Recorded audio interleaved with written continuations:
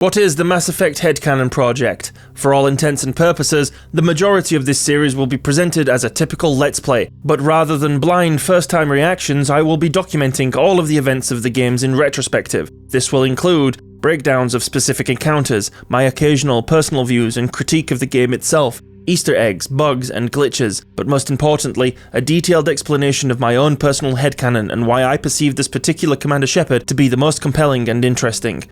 I have painstakingly developed this headcanon because of how immersive and expansive this trilogy really is.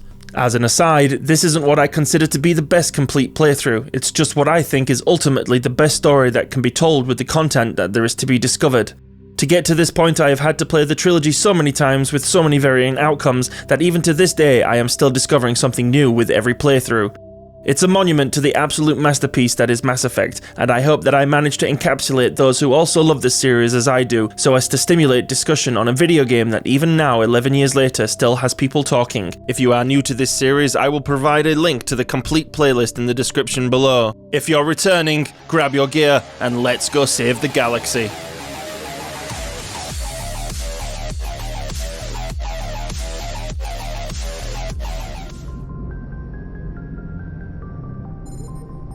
Greetings, spacefarers. Let's jump right in. Commander, something you need? Basically, I'm the captain now. I am the Normandy's official commanding officer, and I need a ship status report. How's the Normandy performing? Is she everything they said she'd be? She's the best ship in the fleet, if you've got a pilot who knows how to handle her. Balance isn't what you'd expect.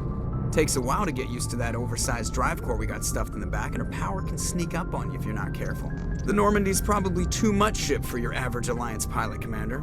Lucky for you, I'm anything but average. Back in the very first episode of the Headcanon Project, I pointed out how that being too familiar was something that I frowned upon. It's a much simpler perspective to have as the XO. As second in command, I felt I had less experience. As the CO, who has just been given the powers of a Spectre, our opinion has now shifted, and I'm going to need to build a better working relationship with my crew. So let's talk, Joker. I like to know my crew. Mind if I ask you a few questions? I can see where this is going. You did a background check on me, didn't you? Well, I'll tell you the same thing I told the captain. You want me as your pilot. I'm not good. I'm not even great. I am the best damn helmsman in the Alliance fleet.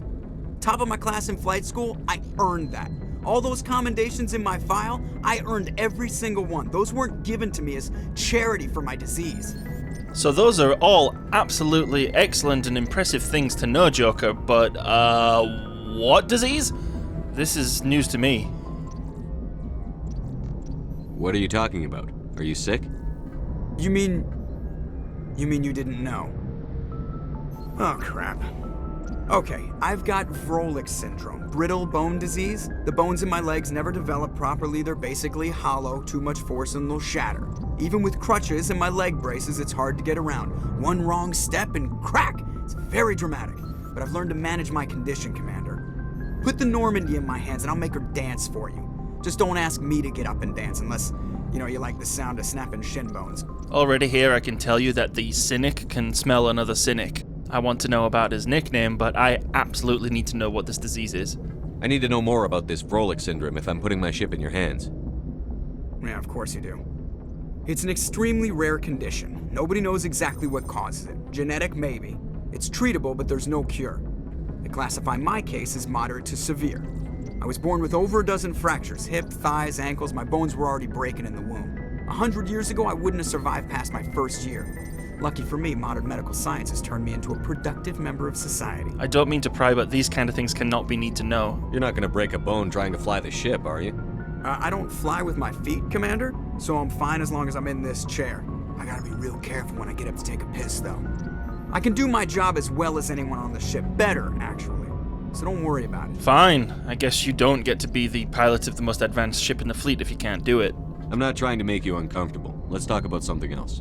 Whatever you want, Commander. Why does everyone call you Joker? It's a lot shorter than saying Alliance Flight Lieutenant Jeff Moreau. Plus, I love to make little children laugh. Okay, future me will tell you that I absolutely love Joker, but in this moment right here, not knowing what we know about our relationship as it will develop, but in this moment, I am not the kind of person who enjoys the class clown routine. He clearly likes to use humor to deflect, but come on man, that's not an answer. You're dodging the question. Look, I didn't pick the name. One of the instructors in flight school used to bug me about never smiling. She started calling me Joker, and it stuck. Look, my assumption, which, again, making assumptions isn't always fair, was that he inherited this nickname because of his joviality. Discovering these kinds of things is exactly why it's important for me to start building my reputation with these guys. I mean, were you unhappy, Joker? Are you still unhappy?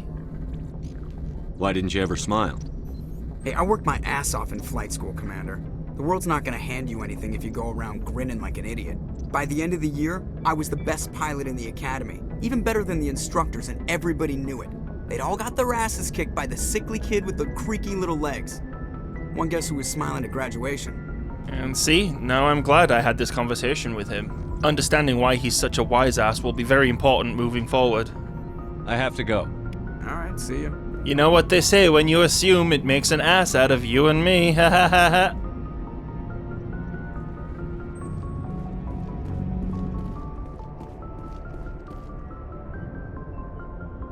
If anyone has to take over for Captain Anderson, I'm glad it's you. I'm not sure about having non-humans on our ship, though. This again? Look, it's my decision whether we bring them along either way, but get over yourself, man. They're on our side, and I need my new XO on my side. We're all on the same team here, Presley.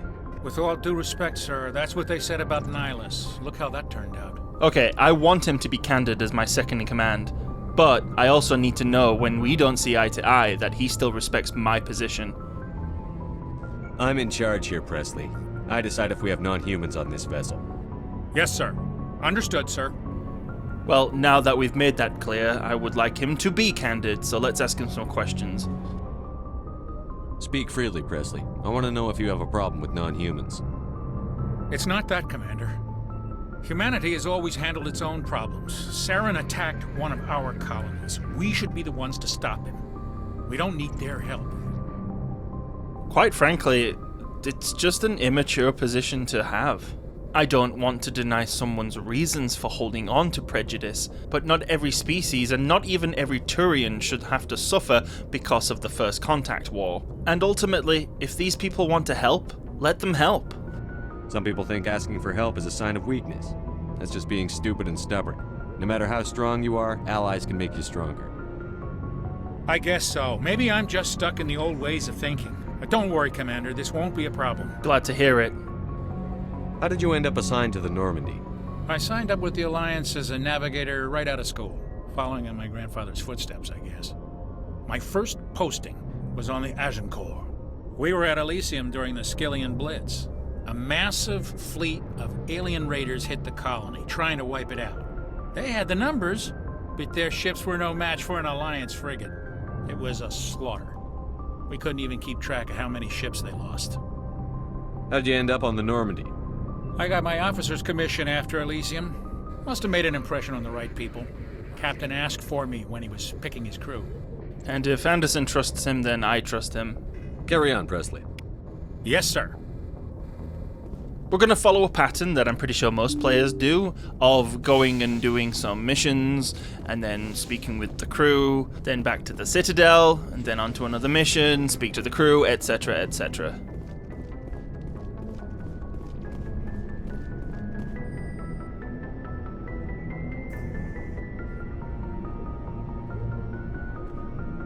Anything you need, Commander?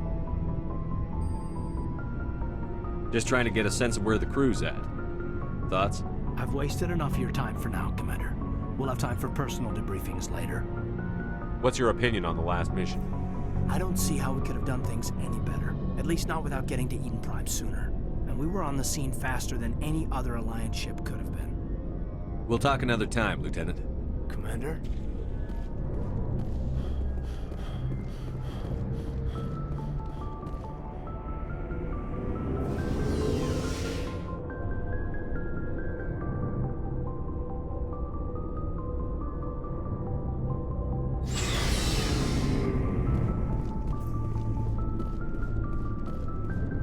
Thanks for bringing me on board, Commander. I knew working with the Spectre would be better than life at CSEC.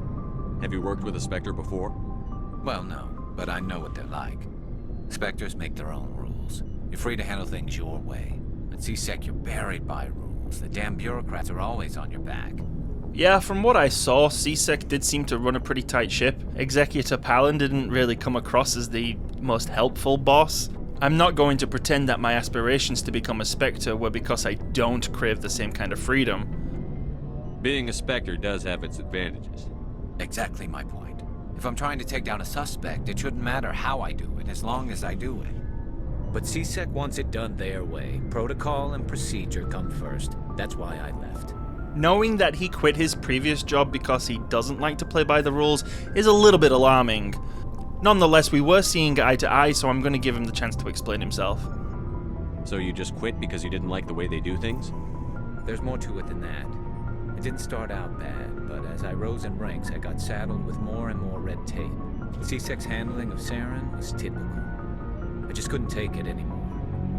I hate leaving. It does kind of feel like he is fishing for my approval, and I do want my new squad mates to know that I have their back. So I'm going to confer with him. It is a tough decision. I hope you made the right choice. I'd hate for you to regret it later. Well, that's sort of why I teamed up with you. It's a chance for me to get off the Citadel, see how things are done outside CSEC. Either way, I plan to make the most of this. And without CSEC headquarters looking over my shoulder, well, maybe I can get the job done my way for a change. Okay, we exchanged opinions on how we like to do things, but now I don't want him to think he's got free reign while he's on my ship. My answer to this is that depends. If getting the job done means endangering innocent people, then no. We get the job done right, not fast. Got it? I wasn't trying to. I understand, Commander. Good. He's a free thinker, but he also understands and respects authority.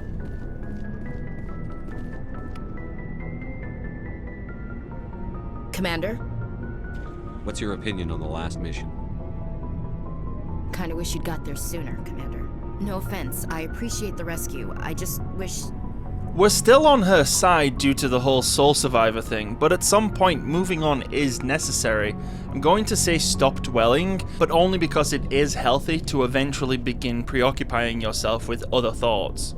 So it's a little bit of tough love. They died, you lived. That happens in this job. Yes, Commander. Believe me, I understand that. If I had been more alert, we wouldn't have been cut down by an ambush. I've already tried telling her not to blame herself and to stop dwelling. Now it's time to reinforce that what's done is done. It was out of your control. You couldn't know.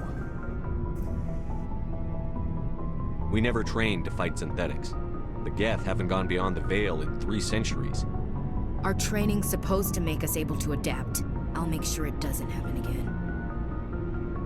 Do you have a few minutes to talk one-on-one? I'm sorry, Commander. I need to get my duty squared away. I wouldn't mind talking more later, though. Dismissed, Chief. Sir.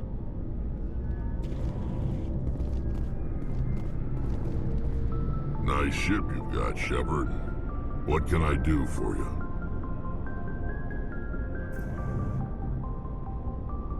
What's your story, Rex? There's no story. Go ask the Quarian if you want stories. We really haven't got off on the right foot. I've always felt that Shepard and Rex are like two opposable forces meeting. I know I'm gonna get some flack in the comments about this, but my first impressions of Rex are... He's an asshole. You Krogan lived for centuries. Don't tell me you haven't had a few interesting adventures. Well, there was this one time the Turians almost wiped out our entire race. That was fun. I'm trying here, but... damn. They tried the same with us, but we fought them off. It's not the same. I'm just trying to get through to him. I merely want him to know that I understand what the Turians can be like. It seems similar enough to me. So your people were infected with a genetic mutation? An infection that makes only a few in 1,000 children survive birth? And I suppose it's destroying your entire species? So as it turns out, he's right. It also doesn't help that we don't really know much about the genophage. I suppose it isn't all the same. I don't expect you to understand, But don't compare humanity's fate with the Krogan. I tried to get him to talk, and he talked. Not the friendliest of conversations, but I'll take it. In the meantime, we'll let him simmer down. Sorry, Rex. I wasn't trying to get you upset. Your ignorance doesn't upset me, Shepard. As for the Krogan, I gave up on them long ago. The genophage infected us, but it's not what's killing us. Are your people really dying? We're sure not getting any stronger. We're too spread out. None of us are interested in staying in our own system.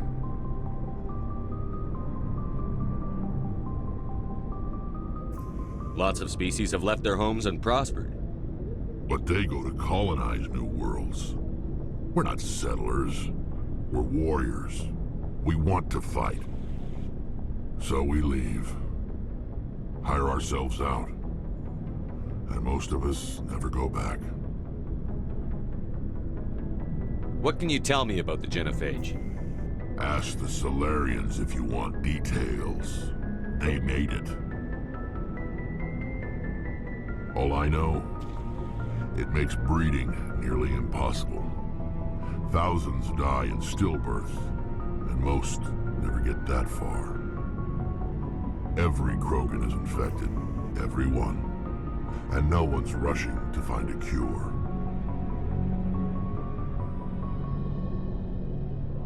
Why don't the Krogan try to find a cure? When was the last time you saw a Krogan scientist? You ask a Krogan, would he rather find a cure for the genophage or fight for credits? He'll choose fighting every time. It's just who we are, Shepard. I can't change that. Nobody can. So long, Rex. Shepard. We've got our work cut out for us with that one.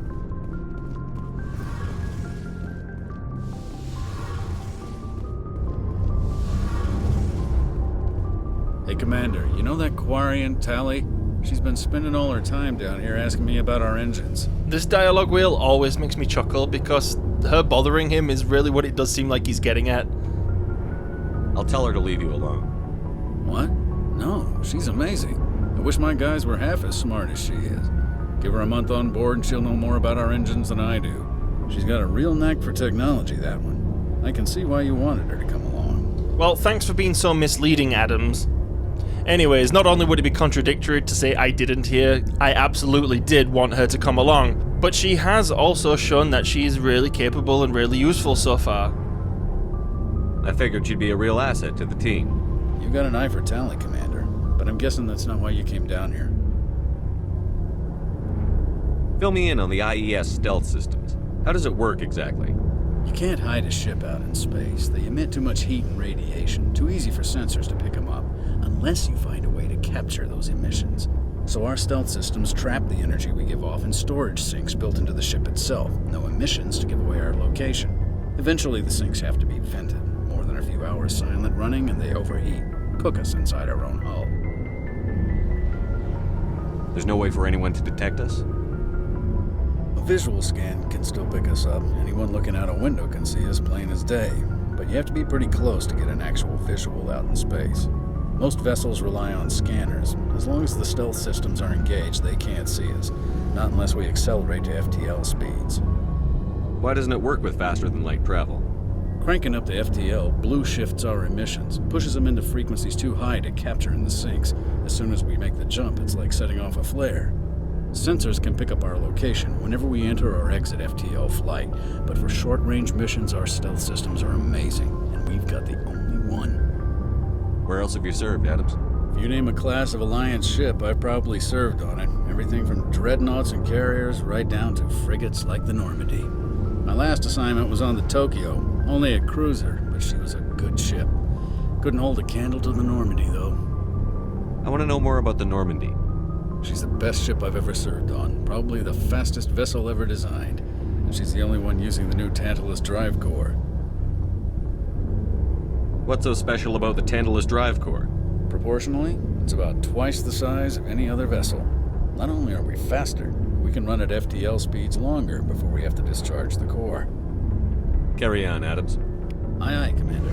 Sorry, I just wanted to make sure we got all the exposition out there. Let's check in with Tali. Your ship's amazing, Shepard.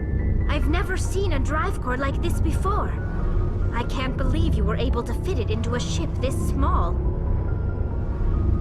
I'm starting to understand why you humans have been so successful.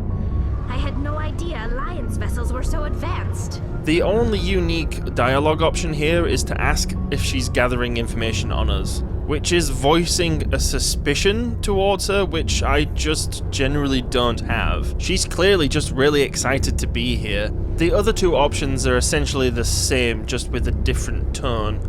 To say the ship's special, knowing that she's excited by that fact, might come off as fraternization. I just want to be polite and honest and make sure she understands that this ship isn't the norm amongst the Alliance fleet. The Normandy's a prototype. Cutting-edge technology. A month ago, I was patching a makeshift fuel line into a converted tug ship in the flotilla. Now, I'm sitting on board one of the most advanced vessels in Citadel space. I have to thank you again for bringing me along. Traveling on a vessel like this is a dream come true for me. And here again we have the opportunity, this time with Tali, to build up our reputation, following through with my CO's duty to get to know my crew. I had no idea you found ship technology so interesting. It comes with being a Quarian. The migrant fleet is the key to the survival of my people. Ships are our most valuable resource. But we don't have anything like this. We make do with cast-offs and second-hand equipment. We just try to keep them running for as long as we can. Some of the fleet's larger vessels date all the way back to our original flight from the Geth. Much of these preliminary conversations on the Normandy the first time you return after becoming a Spectre are much about establishing what level of knowledge Shepard has about the galactic community. This one here is an example of something rigid. No matter what, Shepard knows the history of the Quarians. I can't believe your fleet's still using ships that are 3 centuries old. They're constantly being repaired, modified, and refitted. They aren't pretty, but they work. Mostly. We've tried to make ourselves as independent as possible on the flotilla, grow our own food, mine, and process our own fuel. But some things we just can't make on our own. A patch to maintain the hull integrity requires raw materials we just don't have. That's why our pilgrimages are so important. Tell me about your people. Our lives aren't easy. Resources are scarce, and we are constantly on the move. Everything we do must in some way contribute to the continuation of the migrant fleet. There are 17 million Quarians in the flotilla, and each of us relies on the others for survival. The bonds among my people are strong. Unfortunately, we have had to surrender many of the freedoms and civil liberties other species take for granted. What kind of freedoms? Well, it's illegal for parents to have more than one child. If our population grows too much, it would strain our resources to their breaking point. Of course, we also can't allow our numbers to become too few. If our population is in decline, the rule against single births is temporarily repealed. In extreme cases of population decline, incentives are even offered to encourage multiple births, though the Conclave hasn't had to take such measures in nearly a century.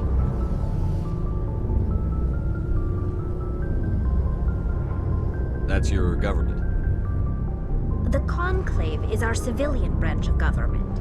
Each ship can elect a representative to serve on the Conclave and make decisions that affect the fleet as a whole. On matters that affect an individual ship, however, the captain has the final say. It's a tradition that dates back to the early days, when the fleet was governed by martial law. Fortunately, most captains nowadays are smart enough to have an elected council from their crew to give them advice and guidance. So the ultimate power rests with elected officials. In practice, the Conclave and the respective council for each ship tend to set the rules that govern our daily lives. But in theory, we are still under military jurisdiction. The 5 top-ranking military officials in the fleet serve on the Admiralty Board. These 5 have the power to overrule any decision by the Conclave in case of emergency. To do so requires unanimous agreement among the Admiralty. And they can only do this once. After that, the entire board must resign their posts. It's a safeguard that served us well. In nearly 3 centuries, the Admiralty Board has only overruled the Conclave 4 times. I want to know more about the Geth. I doubt I can tell you anything you don't already know. It's been almost 3 centuries since they drove my people into exile. All I know is the story of their origins, what they were when we created them, and how they turned on us.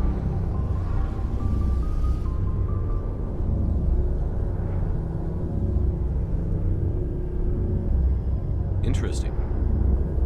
The Geth were originally created to serve as an automated manual labor force. Initially, their intelligence was as limited as any VI. Over time, we made small modifications to their programming to allow them to perform more varied and complex tasks, bringing them closer and closer to true AI status. I don't believe that my Shepard is the type who would be fear-mongering over artificial intelligence. I can't think of any reason why he would suggest it would be a mistake. All he knows is that by law, by the book, in Council space, artificial intelligence is illegal. How come the Council didn't step in and stop you? This wasn't true AI research. We may have been skirting the bounds of the law, but we never did anything that was actually illegal. The changes were so insignificant, so gradual, that we were able to control them. Or so we thought. But one thing we underestimated was the power of the neural network. 1 million Geth thinking simultaneously created an inherently unstable matrix. This here is a really deep personal headcanon moment. This Shepard, as a person who grew up on ships, was raised around virtual intelligences. The only real difference between Shepard and Tali here is that his people didn't create thinking computers that would eventually rebel and kick them off their homeworld. So his query here leans more towards wondering why they would ever rebel, rather than having her directly elaborate on the power of the neural network. What made them rebel? As we built more and more Geth, their effective intelligence became more sophisticated, more abstract. One day, a Geth began to ask its Quarian overseer questions about the nature of its existence. Am I alive? Why am I here? What is my purpose? As you can imagine, this caused a near panic among my people. Again, it's less about wanting her to continue the story and actually asking a direct question, why did you panic? I don't see what's so bad about those questions. The Geth were created to engage in mundane, repetitive, or dangerous manual labor. That's fine for machines, but it won't satisfy a sentient being for long. The Geth were showing signs of rudimentary self-awareness and independent thought. If the Geth were intelligent, then we were essentially using them as slaves. It was inevitable the newly sentient Geth would rebel against their situation. We knew they would rise up against us, so we acted first. A general order went out across all Quarian-controlled systems to permanently deactivate all Geth. The Geth responded to this order violently. Tali obviously wasn't there, so I'm not going to be picking her apart and pointing my finger at her, but it does seem very evident based on everything that she's told me that these things were clearly just trying to defend themselves. It's very noteworthy for Shepard moving forward, knowing that these Geth are going to be his primary enemy. You can't blame them for fighting for their survival. We had no other choice. The Geth were already on the verge of revolution. By acting quickly, we had a chance to end the war before it began. The hope was that most of the Geth would still be little more than machines, incapable of organized resistance. But they had progressed much further than anyone anticipated. The war was long and bloody. Millions upon millions of Quarians died at their hands. In the end, we were forced to flee our own homeworld. We feared the Geth would pursue us, but they never came beyond the Veil. Now we drift through space, exile, searching for a way to reclaim what was once ours. Just one more testament to the quality of the world building, that even in my first conversation with a Quarian, we're discussing something that will still be an issue in not just the second game, but the third game. As much as I want to say serves you right to the Quarians, I'm not going to say this to Tali. I want to know more about the pilgrimage. When my people reach maturity, we leave our birth ships and seek acceptance with a new crew. It's necessary to maintain genetic diversity among the fleet. But no ship wants to accept someone who will be a burden on them. So, to prove our worth, we embark on a pilgrimage. We set out alone, leaving the flotilla and our families behind us. We only return once we have found something of value we can bring back to the fleet. This is presented as a gift to the captain of the respective ship we wish to join. If the gift is accepted, we are welcomed into the crew. Either response here really shows my shock at just how wild of a coming-of-age ritual this really is. I can't believe they just send you off alone. It's not like they just cast us out. Before we leave, we are given lessons in how to survive outside the flotilla, and given gifts to help us on our journey. We also receive implants to fight off sickness and disease. Generations of living in an isolated and highly controlled environment have left our immune systems weaker than most. By the time we leave the fleet, we are well equipped for the pilgrimage. This is a rite of passage for all Quarians. If it were dangerous, our numbers would suffer. Virtually every pilgrimage ends with a triumphant return and the ritual presentation of the gift to one of the fleet's captains. Can a captain choose to reject the gift? That doesn't happen often. Most captains are eager to increase the size of their crew. It increases their own standing in our society. Even when a gift is not particularly valuable, the captain usually accepts it out of a sense of tradition. However, there is a stigma to presenting a substandard gift. It's not the best way to make a good impression on a new community. Most pilgrims don't return until they find something worthwhile. I want to talk about something else. Like what? I should go. See you later.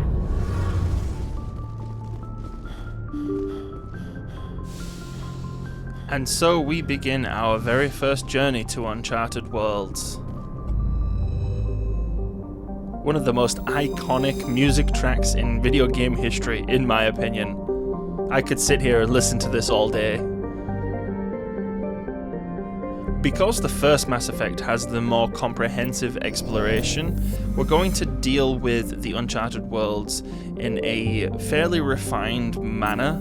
I will be completing everything. That is a very important piece to my headcanon. We shall also be doing all of the DLC, minus Pinnacle Station, of course.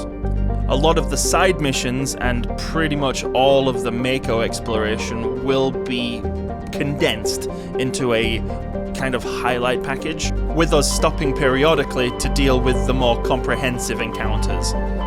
For the remainder of this episode, we are going to, however, continue on with the priority missions, beginning with the Liara's dig site mission on Therum. We did tell Udina and Anderson that this is where we would begin, and also I prefer to fill out the rest of the squad. So let's go get Liara. So for example, Sparta, Macedon, Athens, these are systems that we will come back to at a later date.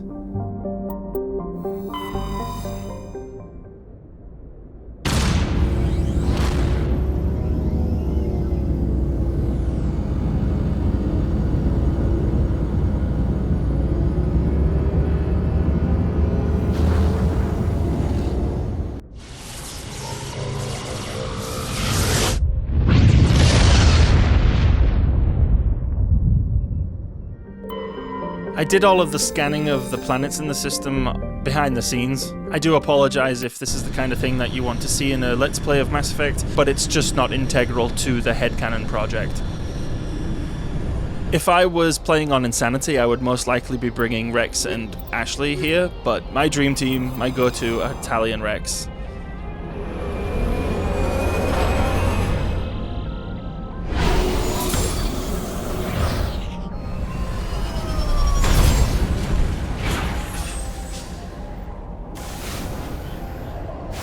Commander, I'm picking up some strange readings. Really strange, like off the damn charts. It looks like it's coming from an underground complex a few clicks away from the drop zone. Roger that, Joker. We're going to investigate.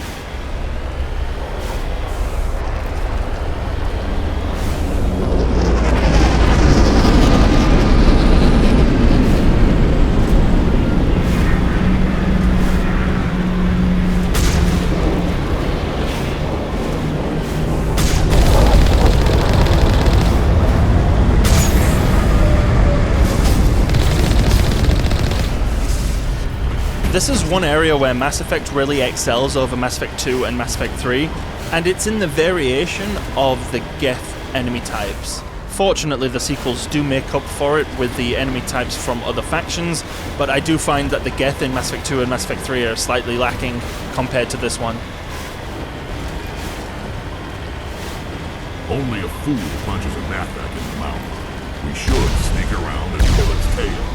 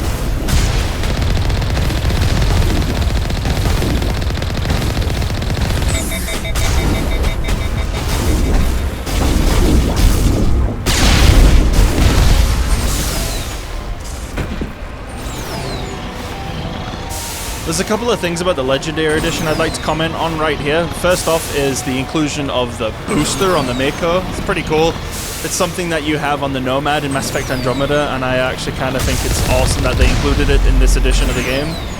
It makes a otherwise really awful vehicle that much more enjoyable to use. The second thing is the lighting of this planet, and even just the textures. Everything about Therum just looks that much more realistic. Mass Effect was always a photorealistic game to begin with, but this one really takes it up a notch. Ah, and here we are. We all know how I deal with this little section right here. I calmly get out of the Mako and continue on foot.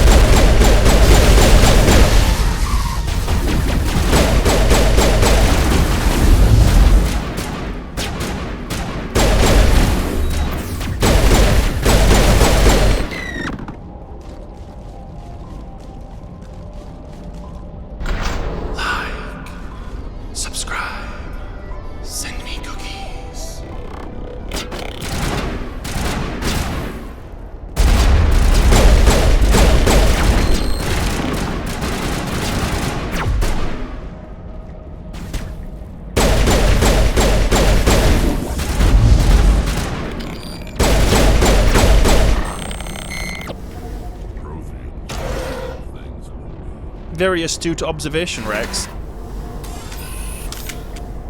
You know, I always heard there was a lot of hate for elevators in Mass Effect 1, but I don't mind them.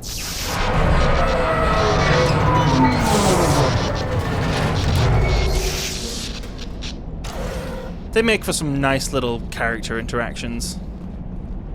Hello? Could somebody help me? Please?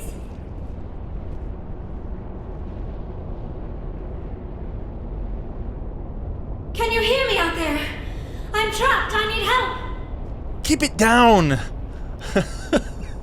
We haven't exactly been covert up until this point, but there is a little bit of a small respite here, so I agree, she needs to keep it down. Quit shouting. This place is crawling with Geth. Sorry, I am a little... Look, my name is Dr. Liara Tassoni. I am an archaeologist. Listen, this thing I'm in is a Prothean security device. I cannot move, so I need you to get me out of it, all right? Your mother is working with Saren. Whose side are you on? What? I am not on anybody's side. I may be Benezia's daughter, but I'm nothing like her. I have not spoken to her in years. Please, just get me out of here. How'd you end up in there? I was exploring the ruins when the Geth showed up, so I hid in here. Can you believe that? Geth beyond the veil! I activated the tower's defenses. I knew the barrier curtains would keep them out. When I turned it on, I must have hit something I wasn't supposed to. I was trapped in here. You must get me out, please!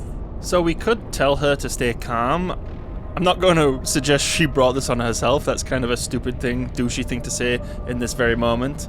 I think the wisest thing to do here is to ask her what can we do. There's a problem to solve, and asking for her advice is probably more likely to keep her calm anyway. Any suggestions on how we can help? There is a control in here that should deactivate this thing. You'll have to find some way past the barrier curtain. That's the tricky part. The defenses cannot be shut off from the outside. I don't know how you'll get in here. Be careful. There is a Krogan with the Geth.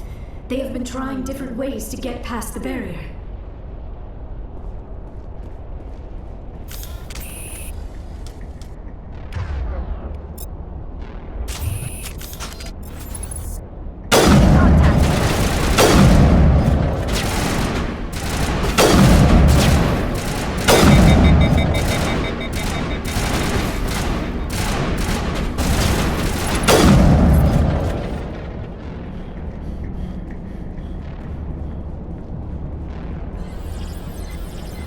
Once again, Mass Effect has a really great complementary set of minigames. It's just my opinion, but I always like it when the game makes me feel like I'm using my Omni tool to hack and operate alien interfaces. It really helps with immersion.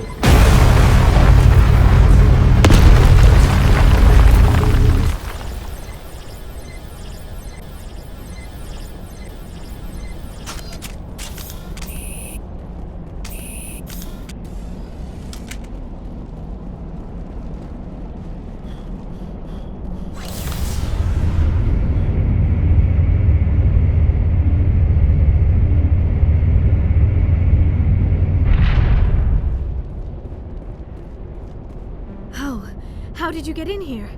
I didn't think there was any way past the barrier. So I can either be cocky by saying it was easy, or just tell her it's not important, which it's not, or I can go with superior firepower, cause it's kind of the truth. We blasted through with the mining laser. Of course. Yes, that makes sense. Please, get me out of here before more Geth arrive. That button over there should shut down this containment field.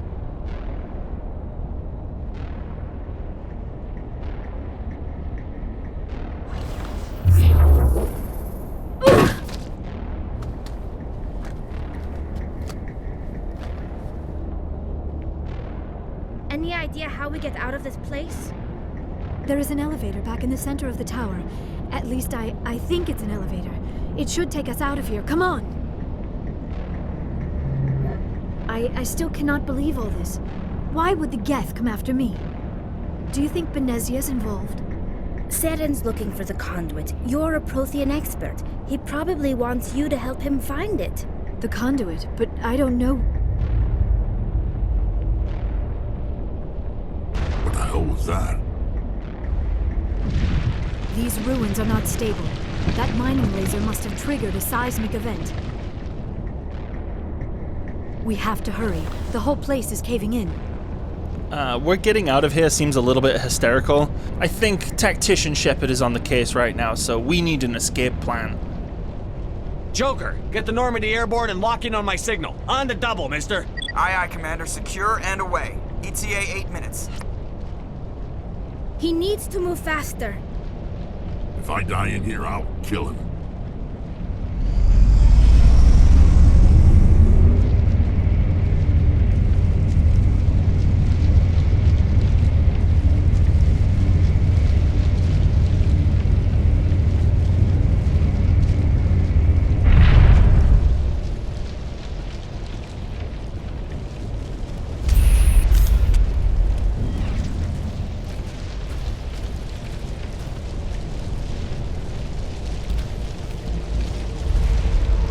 Surrender. Or don't.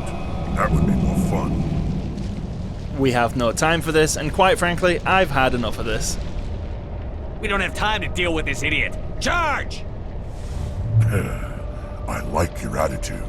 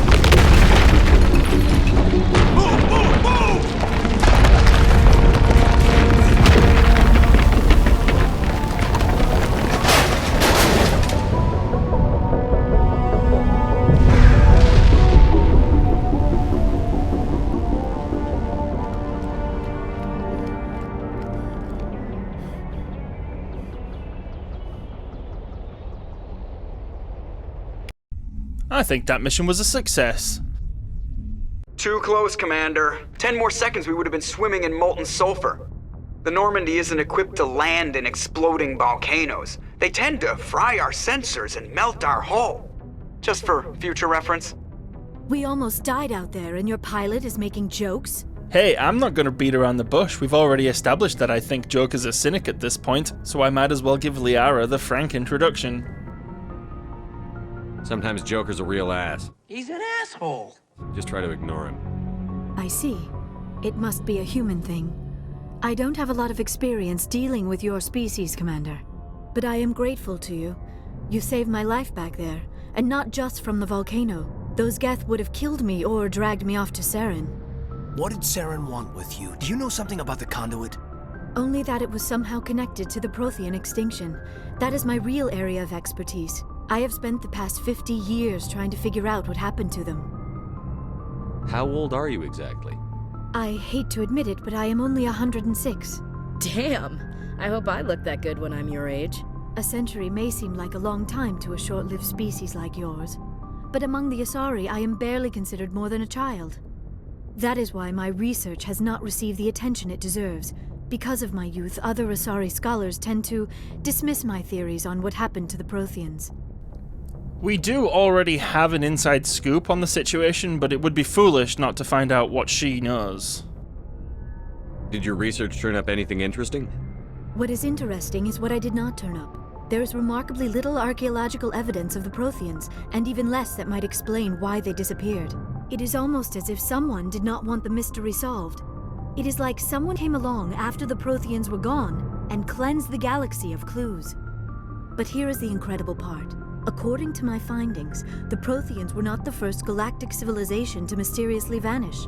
This cycle began long before them. Since it not only took an entire CSEC investigation, our own investigation, and then the Geth data that Tally provided, I'm actually really eager to know how she knows this.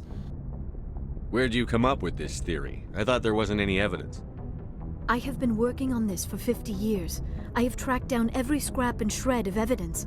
Eventually, subtle patterns start to emerge, patterns that hint at the truth. It is difficult to explain to someone else. I cannot point to one specific thing to prove my case. It is more a feeling derived from a half-century of dedicated research. But I know I'm right, and eventually I will be able to prove it. There were other civilizations before the Protheans. This cycle has repeated itself many times over. Now that we once again have time to rest and decompress, I do want to know more about this cycle. What cycle? What are you talking about? The galaxy is built on a cycle of extinction. Each time a great civilization rises up, it is suddenly and violently cast down. Only ruins survive. The Protheans rose up from a single world until their empire spanned the entire galaxy. Yet even they climbed to the top on the remains of those who came before. Their greatest achievements, the mass relays and the Citadel, are based on the technology of those who came before them. And then, like all the other forgotten civilizations throughout galactic history, the Protheans disappeared.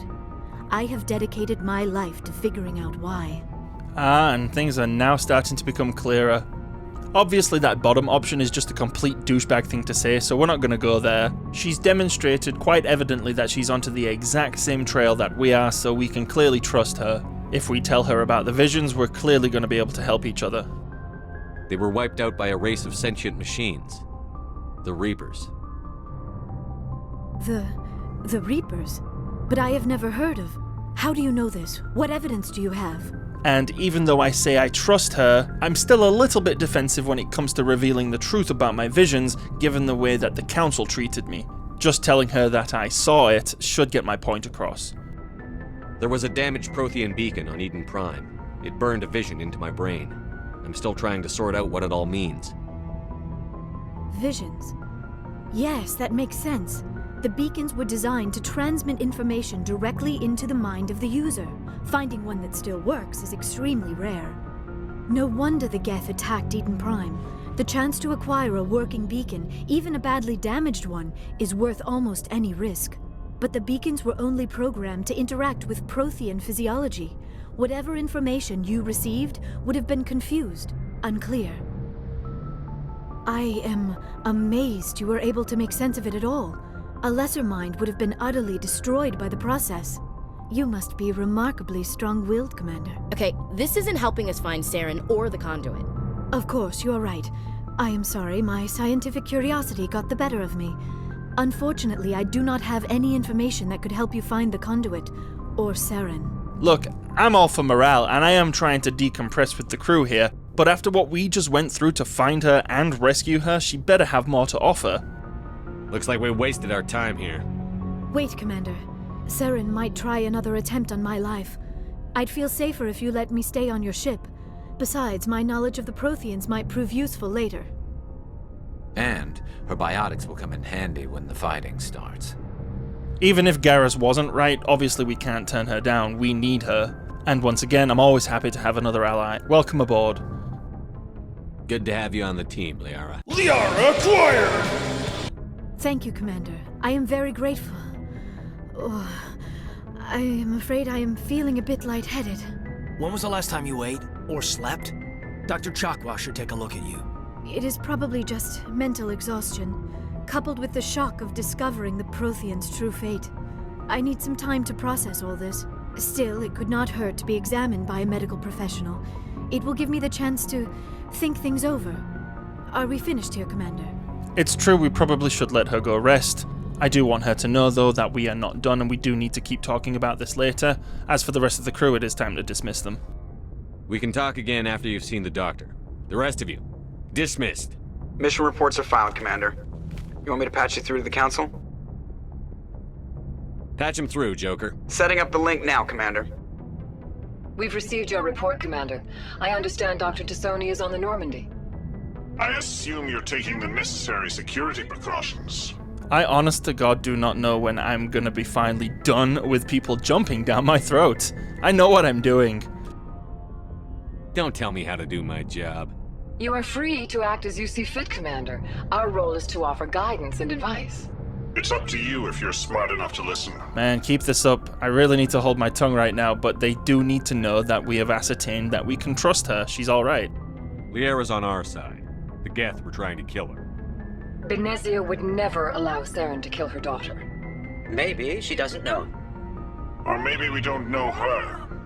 We never expected she could become a traitor. At least the mission was a success. Apart from the utter destruction of a major Prothean ruin. Was that really necessary, Shepard? Yeah, alright. Get the fuck out of here. Do the honors, Joker. I don't need this. Communications cut, Commander. Thanks so much for watching, everyone. As Legion would say, your support continues to be noted. I haven't decided where we're going to go next week, but we will probably continue on with some space exploration and look to go back to the Citadel in a later episode. In the meantime, don't forget to like, share and subscribe to the channel if you haven't already. Hit the bell notification icon to be informed of Part 5. Keyless ally, my friends, and until next time... I should go.